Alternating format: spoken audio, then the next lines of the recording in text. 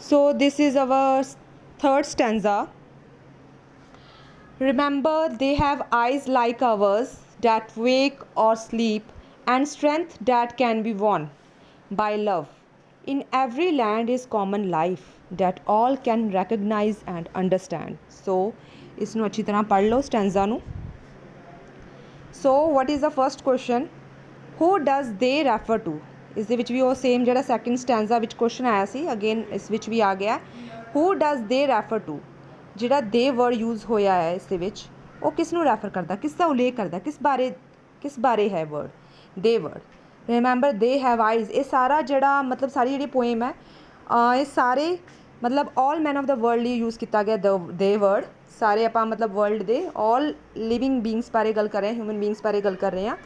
So the word here refers to all man of the world, ਸਾਰੇ ਸੰਸਾਰ ਦੇ ਮਨੁੱਖਾਂ ਬਾਰੇ ਦੇ ਵਰਡ ਜਿਹੜਾ ਹੈ ਉਲੇਖ ਕਰਦਾ ਹੈ, ਰੈਫਰ ਕੀਤਾ ਗਿਆ, ਯੂਜ਼ ਕੀਤਾ ਗਿਆ. Second question, what kind of eyes do they have? ਦੇ ਵੀ ਹੁਣ ਇੱਥੇ ਸਾਰੇ ਆਲ ਮੈਨ ਆਫ ਦਾ ਵਰਲਡ ਦੀ ਬਾਰੇ ਮਤਲਬ ਦੇ ਵਰਡ ਯੂਜ਼ ਕੀਤਾ ਅਤੇ ਪੁੱਛਿਆ ਗਿਆ ਕਿ ਉਹਨਾਂ ਦੀ what kind of eyes do they have, ਉਹਨਾਂ ਦੀ ਕਿਸ ਪ੍ਰਕਾਰ ਦੀ ਕਿਸ ਕਿਸਮ ਦੀਆਂ ਅੱਖਾਂ ਹਨ. ਦੇ ਹੈਵ ਆਈਜ਼ ਲਾਈਕ ਅਵਰਸ, ਉਹਨਾਂ ਦੀ ਅੱਖਾਂ ਸਾਡੇ ਵਾਂਗ ਹੀ ਹਨ, ਕਿਉਂਕਿ ਇਸ ਸਟੈਂਜ਼ਾ ਦੇ ਵਿੱਚ ਲਾਈਨ ਹੈ. Remember they have eyes like ours, same. ਦੇਖੋ ਸਟੈਂਜ਼ਾ ਦੇ questions very easy, we have to if we want to find the questions answers from the stanzas. ਅਗਰ ਤੁਸੀਂ ਸਟੈਂਜ਼ਾ ਨੂੰ ਅੱਛੀ ਤਰ੍ਹਾਂ ਪੜ੍ਹ ਲਿਆ ਹੈ ਫਿਰ ਇਸਨੂੰ ਇਹਦੇ ਆਂਸਰ ਫਾਈਂਡ ਆਊਟ ਕਰਨੇ ਜ਼ਿਆਦਾ ਔਖੇ ਨਹੀਂ ਹਨ, ਸਿੰਪਲ ਹੈ. ਦੇਖੋ ਦੇ ਹੈਵ ਆਈਜ਼ ਲਾਈਕ ਅਵਰਸ, ਉਹੀ ਚੀਜ਼ ਇੱਥੇ ਪਹਿਲੀ ਲਾਈਨ ਵਿੱਚ ਲਿਖੀ ਹੋਈ ਹੈ ਕਿ remember they have eyes like ours, so same ਚੀਜ਼ they have eyes like ours. Next question, how can we win their strength? ਅਸੀਂ ਉਹਨਾਂ ਦੀ ਤਾਕਤ ਕਿਵੇਂ ਜਿੱਤ ਸਕਦੇ ਹਾਂ? ਉਹਨਾਂ ਦੀ ਤਾਕਤ ਅਸੀਂ ਕਿਵੇਂ ਜਿੱਤ ਸਕਦੇ ਹਾਂ? ਕਿਸੇ ਦੀ ਤਾਕਤ ਕਿਵੇਂ ਜਿੱਤੀ ਜਾ ਸਕਦੀ ਹੈ? ਸੋ ਥਰਡ ਲਾਈਨ ਸਟੈਂਜ਼ਾ ਦੀ ਧਿਆਨ ਨਾਲ ਪੜ੍ਹੋ, ਸੈਕਿੰਡ ਲਾਈਨ ਪੜ੍ਹੋ ਦੁਬਾਰਾ. And strength that can be won by love, ਕਿ ਪਿਆਰ ਦੇ ਨਾਲ ਆਪਾਂ ਉਹਨਾਂ ਦੀ ਸਟਰੈਂਥ ਨੂੰ ਆਪਾਂ ਜਿੱਤ ਸਕਦੇ ਹਾਂ. How can we win their strength? So ਆਪਾਂ ਇੱਥੋਂ ਹੀ ਲਾਈਨ ਚੱਕੀ ਪਹਿਲਾਂ ਕੁਐਸਚਨ 'ਚੋਂ ਕਿ we can win it by love ਜਾਂ we can win their strength by love. So third ਹੋ ਗਿਆ ਆਪਣਾ. Fourth question, what is there in every land? ਹਰ ਇੱਕ ਲੈਂਡ ਦੇ ਵਿੱਚ ਕੀ ਹੈ? ਹਰ ਇੱਕ ਲੈਂਡ ਵਿੱਚ ਕੀ ਹੈ? In every land there is the same kind of life. ਇੱਥੇ ਲਿਖੀ ਹੋਈ ਹੈ in every land is a common life. common ਹੁੰਦੀ ਹੈ similar, same, ਜੋ ਹਰ ਇੱਕ ਜਗ੍ਹਾ ਵਿਦਵਾਨ ਹੋਵੇ, ਹਰ ਇੱਕ ਜਗ੍ਹਾ ਮੌਜੂਦ ਹੋਵੇ. common means to say similar. ਸੋ ਇਸ ਕੁਐਸਚਨ ਦਾ ਆਨਸਰ ਆਪਾਂ ਲਿਖਿਆ ਹੈ ਕਿ ਇਨ every land there is the same kind of life. ਇੱਕੋ ਸਮਾਨ ਜ਼ਿੰਦਗੀ ਹੈ, ਮਤਲਬ ਜਿਵੇਂ ਦੀ ਜ਼ਿੰਦਗੀ ਆਪਣੀ ਹੈ ਉਵੇਂ ਦੀ ਹੀ ਦੂਸਰੀ ਕੰਟਰੀ ਦੇ ਜਾਂ ਆਲ ਮੈਨ ਆਫ ਦਾ ਵਰਲਡ ਦੀ ਸਾਰਿਆਂ ਦੀ ਜ਼ਿੰਦਗੀ ਇੱਕੋ ਸਮਾਨ ਹੈ, ਸੇਮ ਕਾਈਂਡ ਦੀ ਹੈ. ਸੋ this is your third ਸਟੈਂਜ਼ਾ. So now there is a next stanza, the last stanza, fourth stanza. Let us remember, whenever we are told to hate our brothers, it is ourselves that we shall dispossess, betray, condemn. Remember, we who take up arms against each other, it is the human earth that we defile. Our hells of fire and dust outrage the innocence of air that is everywhere our own. Remember, no men are foreign and no country is strange. So this is your fourth stanza, last. So first question, who should we not hate and why? ਸਾਨੂੰ ਕਿਹਨਾਂ ਦੇ ਨਾਲ ਨਫ਼ਰਤ ਨਹੀਂ ਕਰਨੀ ਚਾਹੀਦੀ ਤੇ ਕਿਉਂ ਨਹੀਂ ਕਰਨੀ ਚਾਹੀਦੀ? So we should not hate others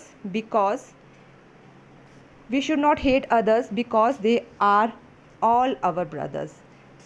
ਸਾਨੂੰ ਉਹਨਾਂ ਨੇ ਕਿਹਾ ਪਹਿਲਾਂ ਕਿ who should we not hate, ਸਾਨੂੰ ਕਿਹਨਾਂ ਦੇ ਨਾਲ ਹੇਟ ਨਹੀਂ ਕਰਨੀ ਚਾਹੀਦੀ?